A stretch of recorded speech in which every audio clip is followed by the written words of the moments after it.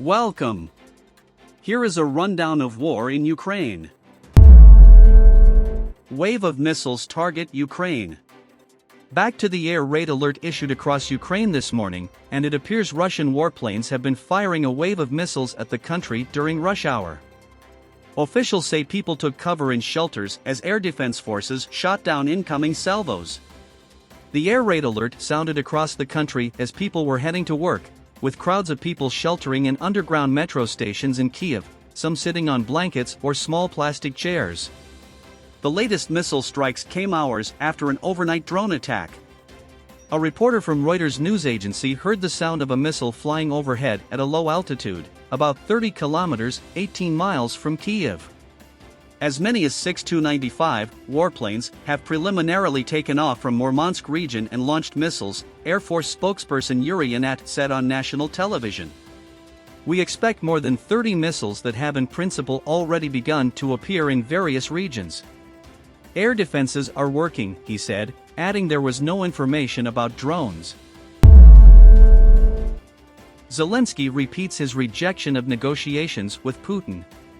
Zelensky has reiterated his rejection of negotiations with Russia before a withdrawal of Russian troops. Talks would only be possible if Russia withdraws its soldiers, admits its mistake, and if there is a new government in Moscow, Zelensky told the British broadcaster Sky News in an interview in both Ukrainian and English broadcast. Only then would talks be possible, he said. The president had already banned negotiations with Putin by decree at the end of September 2022. Zelensky stressed that a meeting with Putin made no sense. It is not interesting for me. Not interesting to meet, not interesting to speak, he said in English. They don't want talks, and that was the case even before the invasion. President Putin decided so. And car power ship, Ukraine signed pact to fast-track 500 megawatts power ships to ease power crisis.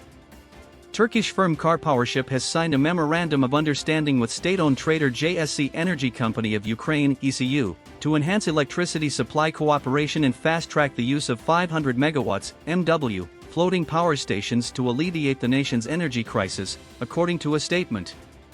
Car Powership and ECU will work alongside national and international organizations to develop and finance the implementation of 500 megawatts, enough to power over 1 million households.